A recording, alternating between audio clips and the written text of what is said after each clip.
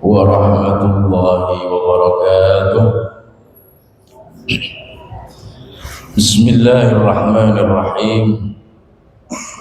Alhamdulillahi rabbil alamin. Al-qail fi kitabihil karim. Wakadzalika ja'alnakum ummatan wasata litakunu syuhada'a 'alan nas wa yakuna ar-rasulu 'alaikum syahida.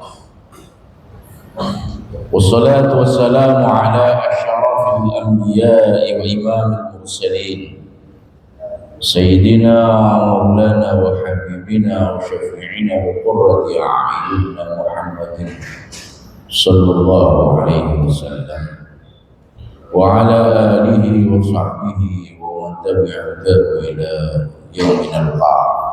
Amma ba'd.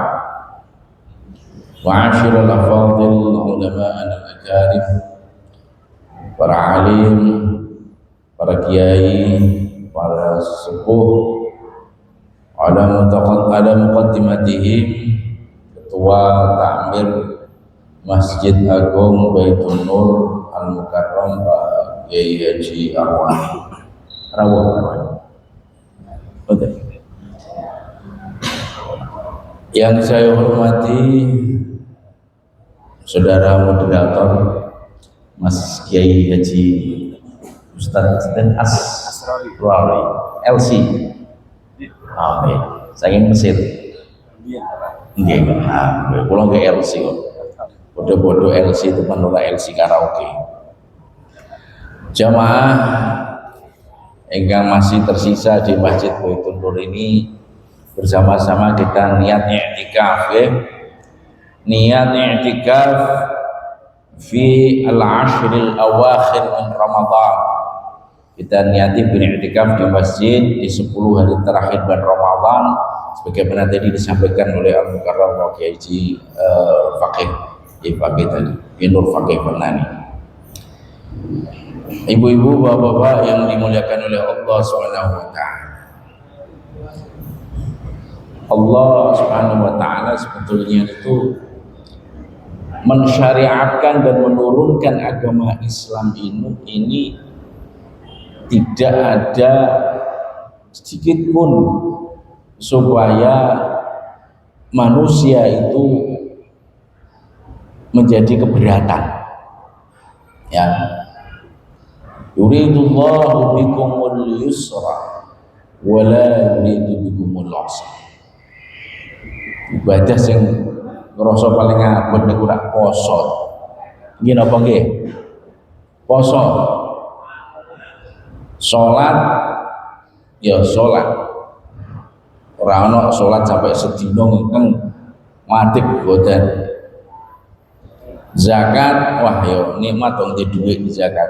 Haji apa meneh senajan abot wong sugih-sugih nikmat ning Mekah ana rasa ora nikmat iki. Kula 5 tahun teng Madinah rasane cek kurang. Oke, nikmat. Tapi nek poso walah masyaallah. Itu aja Allah mengatakan yuridullahu bikumul yusra. Allah menghendaki dengan syariat ini mudah. Ya. Wala yuridukumul usra, tidak menghendaki Allah ini menyusahkan. Nah. Jadi di sini bahwa dalam bersyariat beragama itu tidak ada konsep yang menjadikan ekstrim, tasyaddud, apa ya, serba radikal itu enggak. Ya. Nah memang terus terang mawon nek kita bicara apa syariat Islam, fikih, ngajar fikih, ngajar hadis, tafsir niku pun biasa. Kitabnya tersedia. Tapi ini untuk belajar, mengajar, menunjukkan bagaimana moderasi beragama itu memang satu tantangan. Oke. Satu tantangan. Nek kula kan mulang fikih, tafsir, hadis niku yo ora butuh mikir. Tapi ini bagaimana menerapkan prinsip moderasi, prinsip moderat, prinsip toleransi, prinsip saling menghormati antar umat beragama. Ini dulu Pak, butuh mikir, butuh kadang-kadang ijtihad Mas Asrori. Jadi nih, kalau ini alhamdulillah ini sekedar menyampaikan aja Pak Asrori. Saya di NU mulai sejak saya di Pati tahun 93 masuk di pengurusan NU di kecamatan dari Jaksa, namanya MWC NU. Mulai bahkan dari desa ranting NU desa dari Jaksa, kemudian sampai ke MWC kecamatan dari Jaksa, termasuk pengurus cabang sejak tahun 2004 sampai sekarang. Ini sampai sekarang saya menjabat sebagai wakil Rais Syuriah.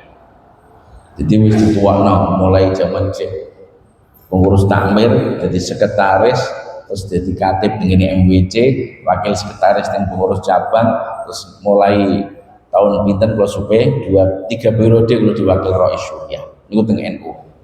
Ya biasa kita masuk ke jamiah-jamiah orang NU, jamiah tahlil, jamiah manakib, jamiah selapanan. Alhamdulillah pula saya juga wakil ketua MUI Kabupaten Pati. Di situ tergabung ada Muhammadiyah, ada NU, ada yang lain-lain. Itu kalau di MUI. Tapi kalau di forum kerukunan umat beragama Mas, di situ orang kok lintas ormas Muhammadiyah, NU sampai nopo niku jenenge wah apa sing akeh ya mboten pati. Tapi nek tengen FKUB Kristen, Katolik, Hindu, Buddha wonten semua. Nah ini sejak tahun kemarin 2024 terus sebagai ketua. Bagaimana kita bisa menciptakan moderasi beragama dan bagaimana toleransi antar umat beragama, saling menghormati, saling komunikasi, bahkan saling kolaborasi. Itulah yang nanti akan menghasilkan namanya kerukunan. Nah ini sing roda abot ya. Nanti ini saya jam 3 habis asar Mas. Ini FKUB ada kegiatan namanya kunjungan silaturahim jelang hari raya keagamaan. Ini besok ini hari raya Idul Fitri dengan hari raya Nyepi jejer Mas. Nyepi dino Kemis, hari raya Idul Fitri dino Jumat, nek sing berarti hari yang posone itu hanya 29 hari. Tapi nek Muhammadiyah Jumat itu harus sudah Idul Fitri karena sudah. Kalau Jumat ke orang bodoh ya 31 nggak posone. Ini nanti ini jam 3 saya bersama teman-teman dari Forum Kerukunan Beragama akan berkunjung ke pura. Kalau sing ngerti dengan bakal ngerti pura yang Pati ki nanti, betul ngerti toh? Orang ngerti. Itu ada di kantor Satpas sana. Nek urus SIM itu dengan parkiran pojokan itu ono pura Hindu. Nah, Hindu Bali itu ada. Itu nanti akan saya kunjungi bersama kawan-kawan KUB. Berkunjung ke pura. Oh, ternyata di sini ada puranya. Saya tahunya ya pas kita jadi ketua KUB. Sebenarnya nggak tahu. Di Pati ini untuk yang pengikut Hindu yang tercatat karena masuk keluar itu ada tidak lebih dari 50 kakak. Kalau yang Buddha lebih besar lagi. Nah ini nanti sore saya akan berkunjung ke pura. Setelah itu karena menjelang hari raya akan berkunjung ke Masjid Al-Muqarrabin di Winong sana, di mana masjid itu gandeng kanopinya dengan gereja. Nah, oleh karena itu dengan seperti ini itu harus kita eksplor, harus kita tampilkan bahwa di Indonesia khususnya Kabupaten Pati ini tidak ada sentimen negatif antar umat beragama. Itu apa dampaknya?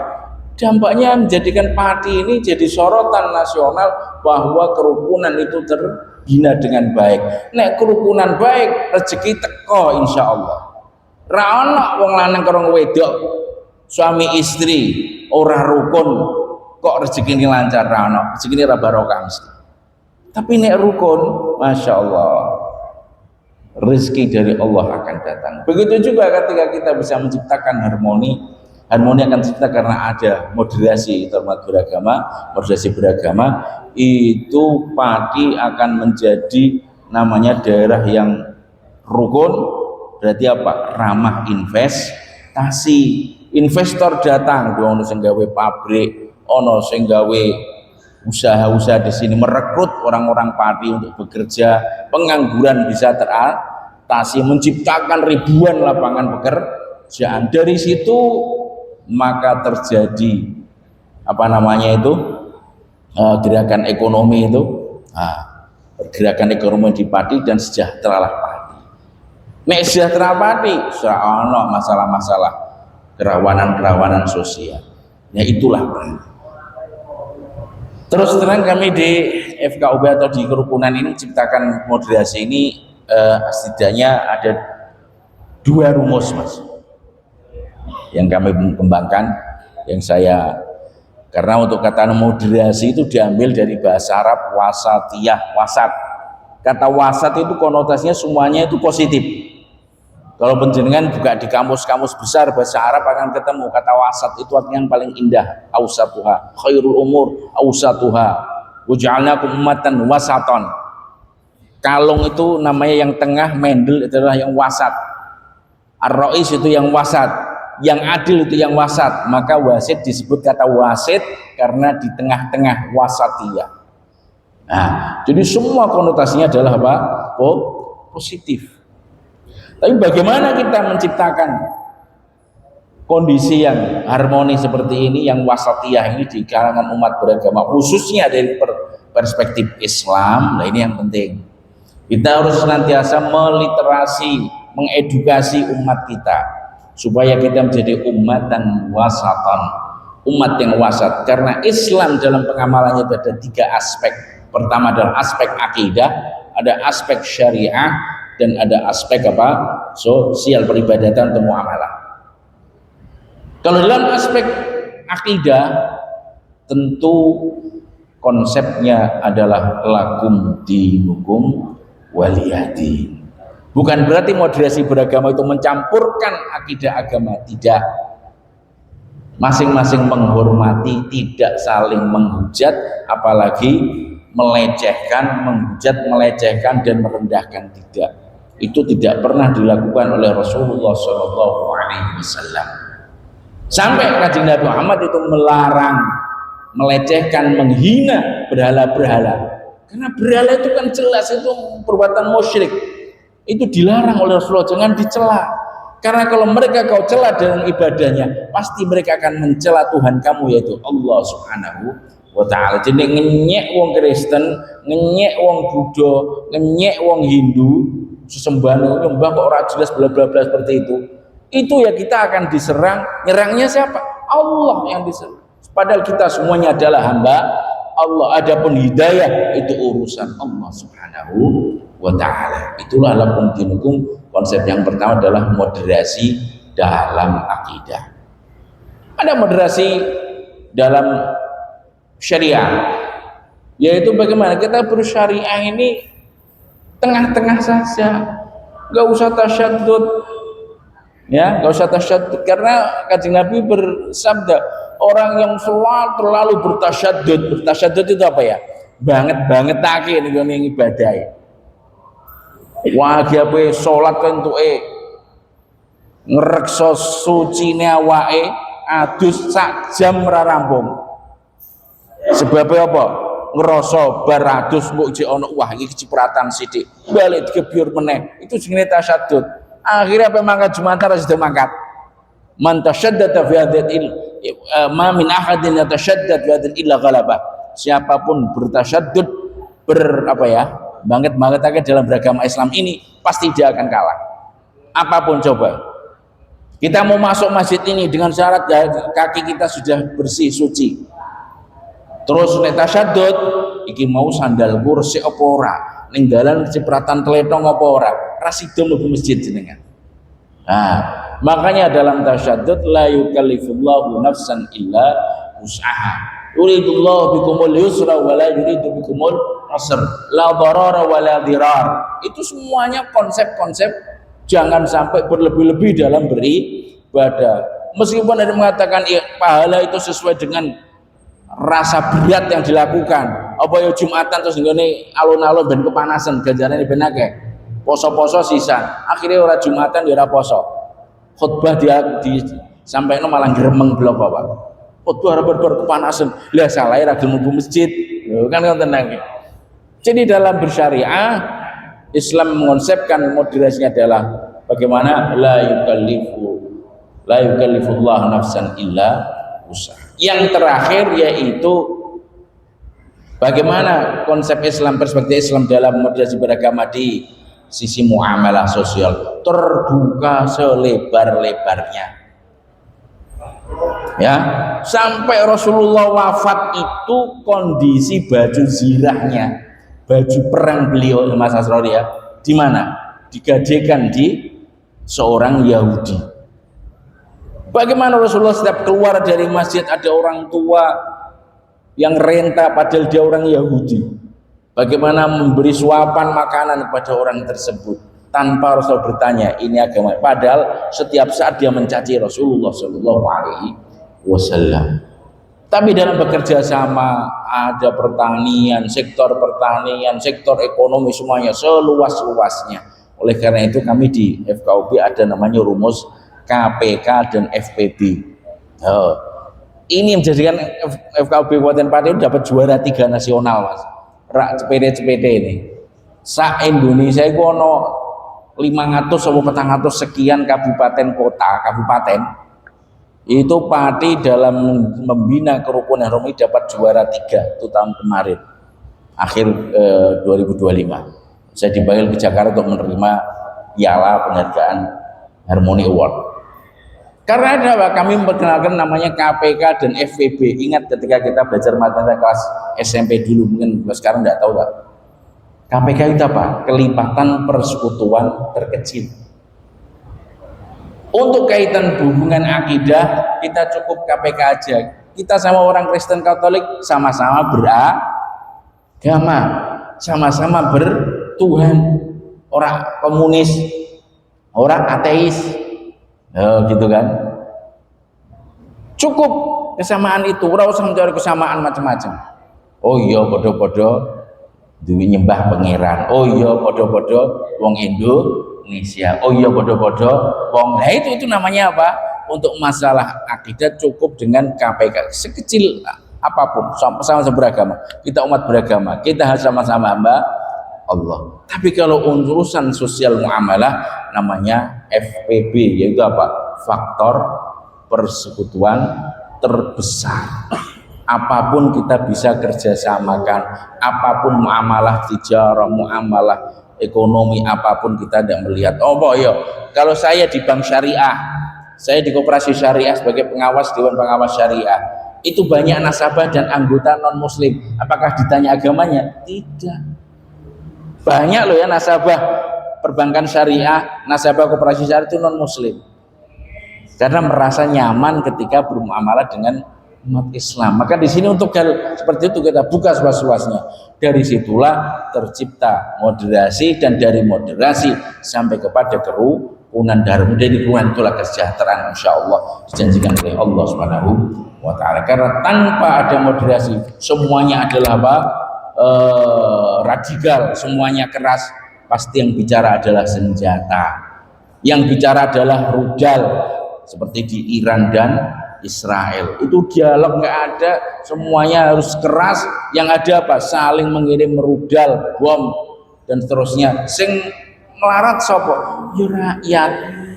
Na'udzubillah min dzalik. Semoga Allah SWT menjadikan kita semua sadar akan pentingnya rukun dengan sesama, sadar akan pentingnya kita membina kerukunan ini demi menciptakan khususnya bangsa Indonesia atau khususnya Pati dan umumnya Indonesia ini semakin rukun. Dari kerukunan itulah semuanya akan baik-baik saja dan semuanya kita bisa mengatasi. Demikian pengantar saya Mas Asrori.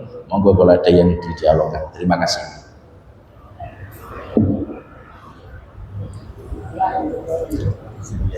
Ini perlu ada tanya jawab. Oh silahkan, biasanya kan gitu.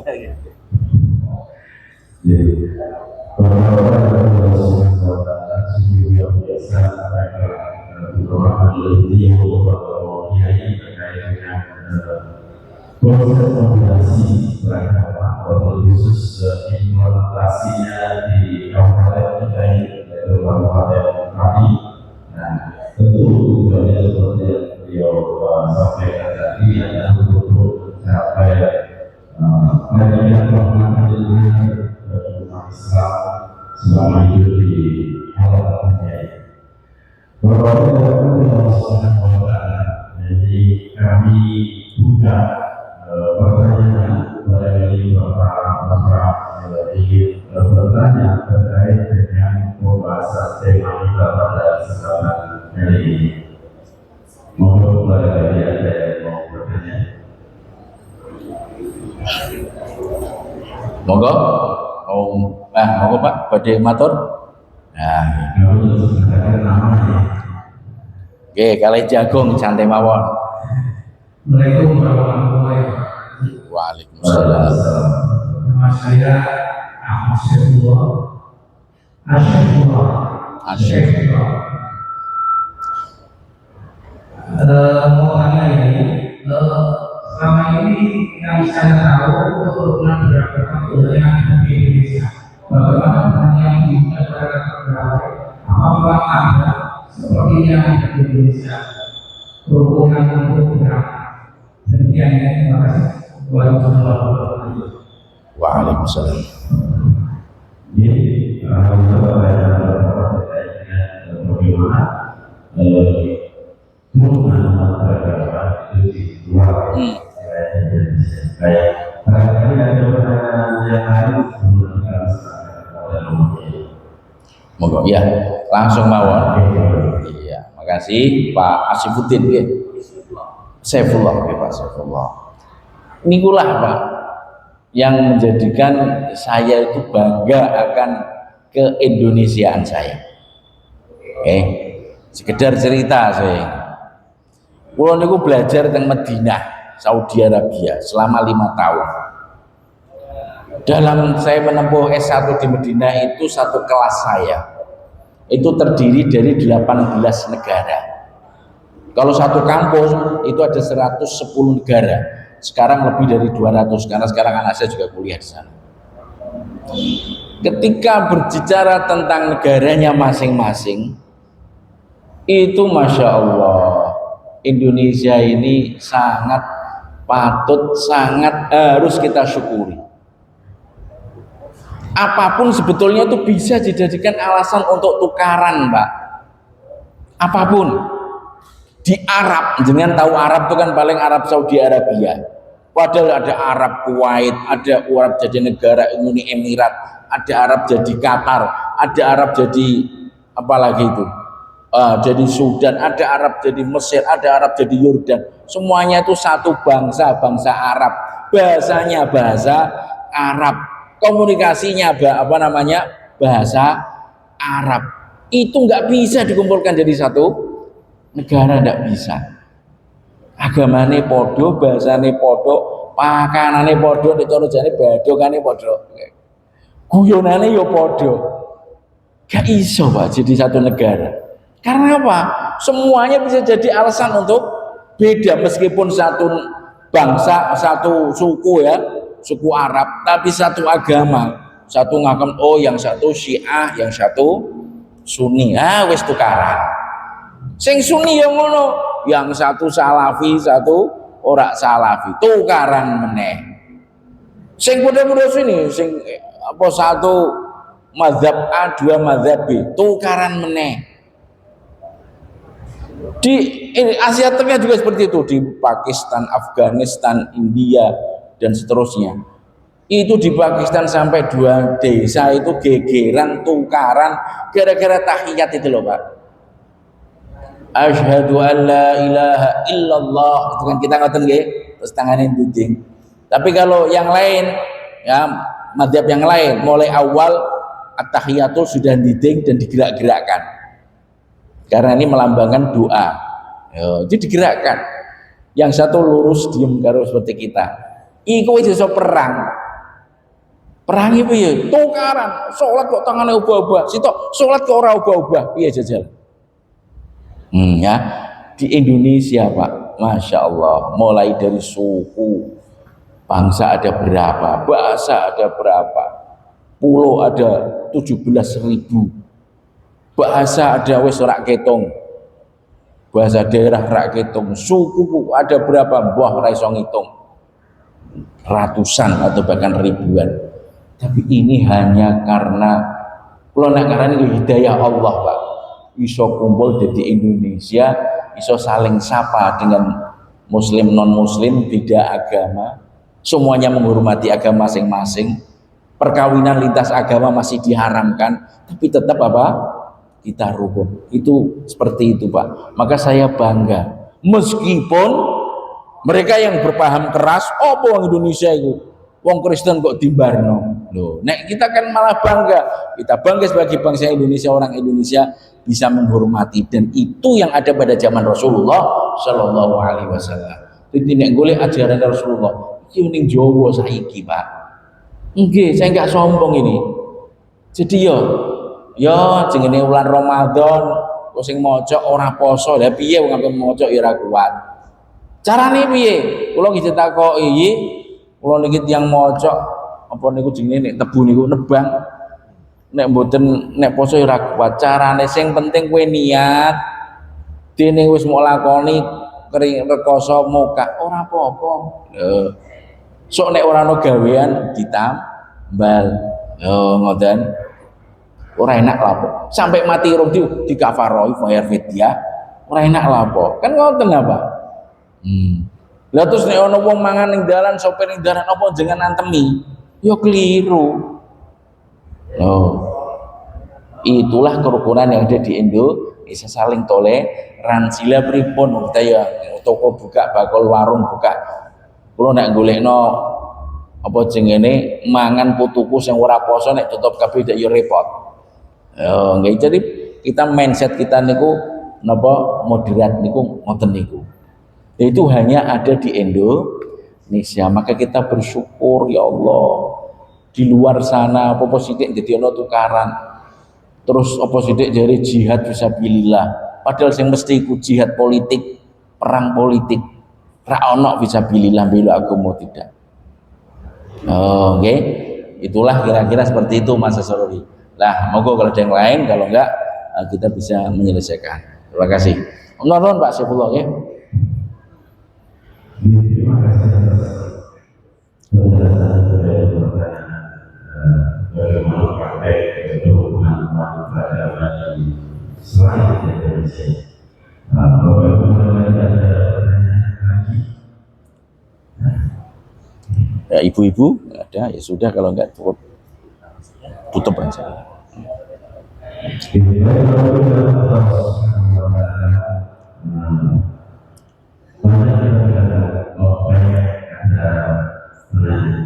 Oh, masih ada.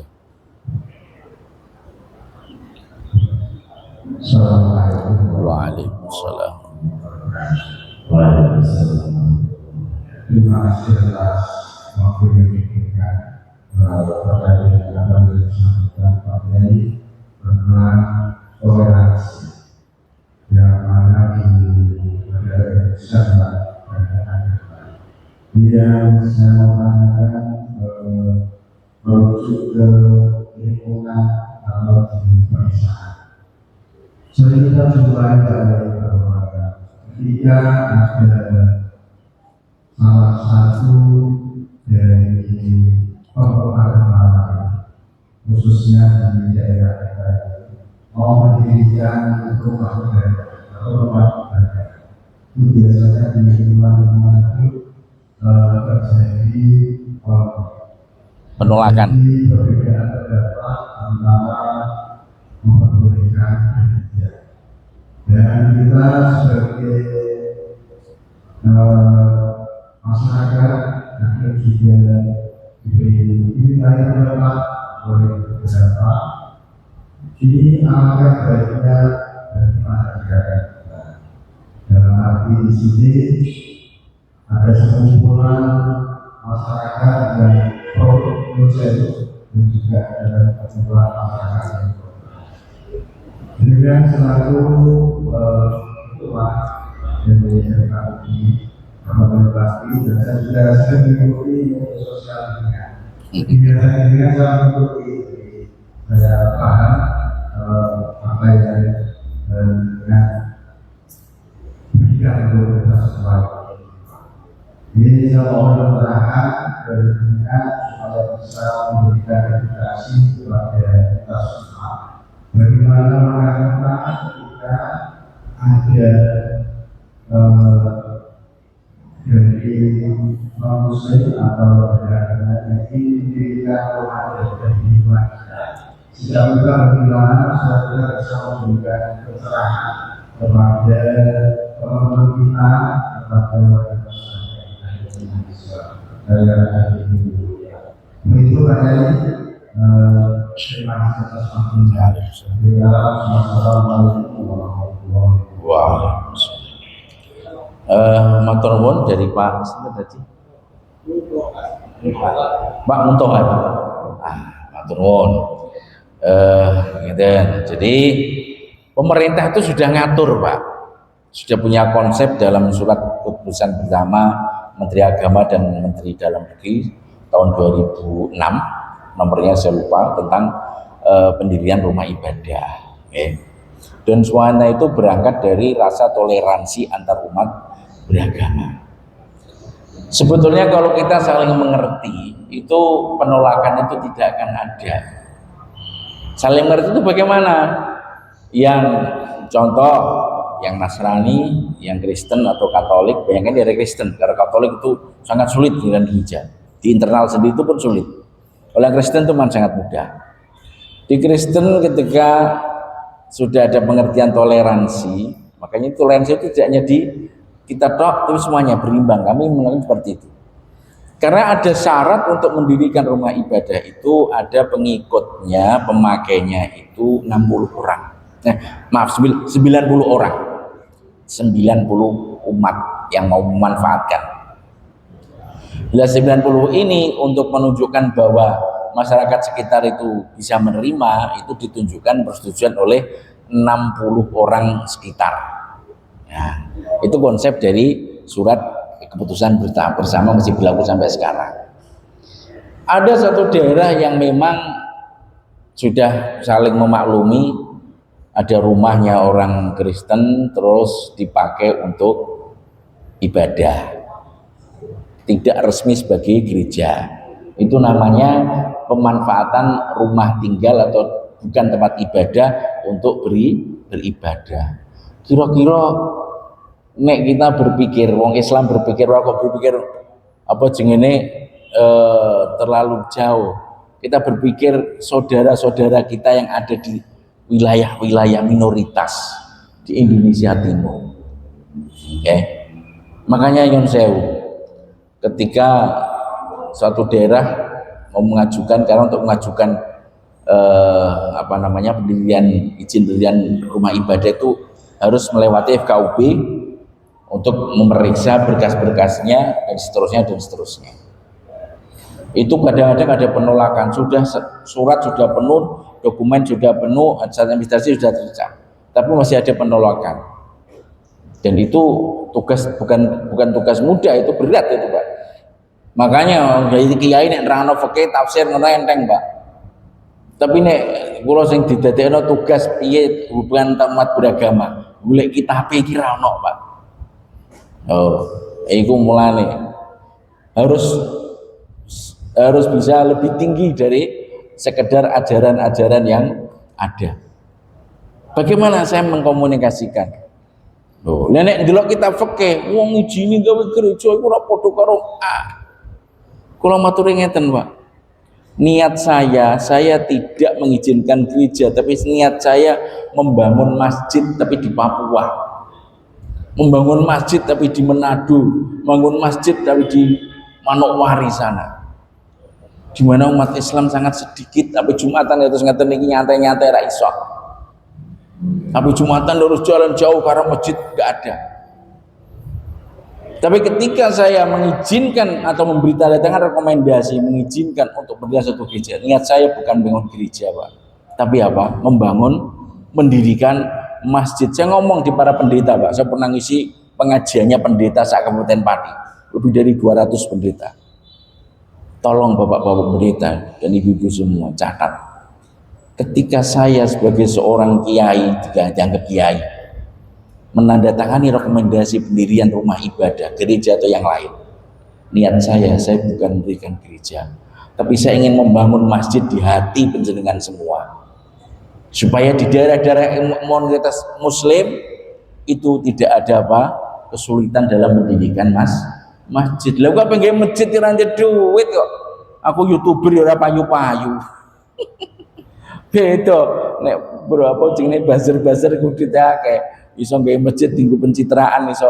Nek kula ora bangun masjidnya ning ndi? Nek Papua, nek Manokwari niku daratan yang paling tinggi niku Puncak Jaya. Oh, ternyata orang Islam di Jawa, di Pati khususnya, oh ini sangat menghormati dan sangat bertoleransi. Itu alhamdulillah banyak para kiai, para tokoh-tokoh agama saya bisa berbicara, berdialog, dan akhirnya hal yang awalnya ditentang, ditolak karena di fikih ya pasti tidak ada, di Quran ya apa meneh, tapi di Quran ada penghancuran masjid tapi tidak ada penghancuran gereja. Kok bisa? Iya ya, kalau dengan paham Asrori ada namanya masjid dirar.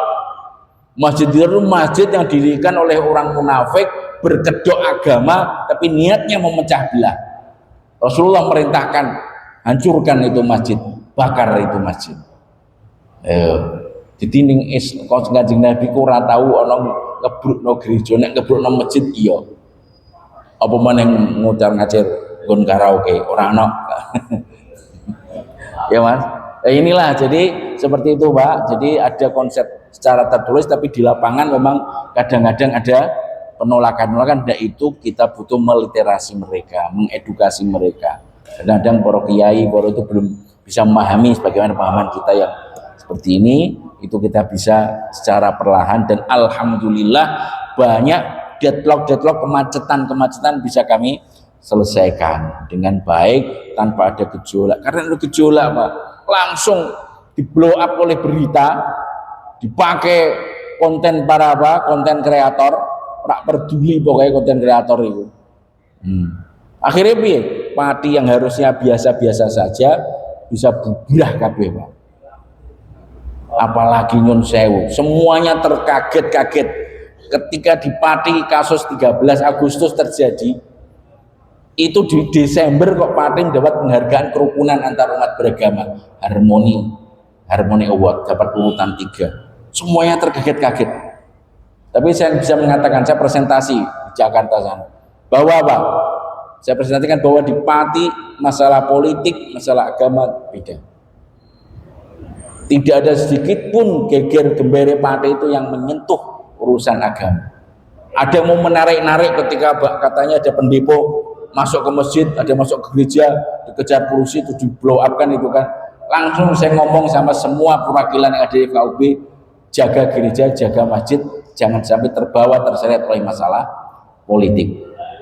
Ketika mau di blow up Pati ini katanya masjid ini mau dia bongkar, mau ditambah berapa miliar, itu ketika itu jadi isu, saya matur sama waktu itu Pak Bupati, jangan lanjutkan Pak.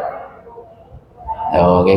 Jadi memang banyak hal yang kita harus cermati, banyak hal yang harus kita bisa mengambil sikap dengan baik supaya Pati ini tetap kondusif. Tapi yo ngono nyon sewu FKUB sing peran seperti itu besar tapi do diplesetno karo kanca-kanca. Bukannya FKUB itu forum kerukunan umat beragama Pak, iya, tapi jadinya apa? FKUB fulus kecil urusan besar. Gitu, oke. Mohon dukungannya, oke, gitu aja. Kita tutup dulu. Wallahu muwaffiq ila aqwamit thoriq. Dari saya mohon maaf. Assalamualaikum warahmatullahi wabarakatuh. Waalaikumsalam warahmatullahi wabarakatuh.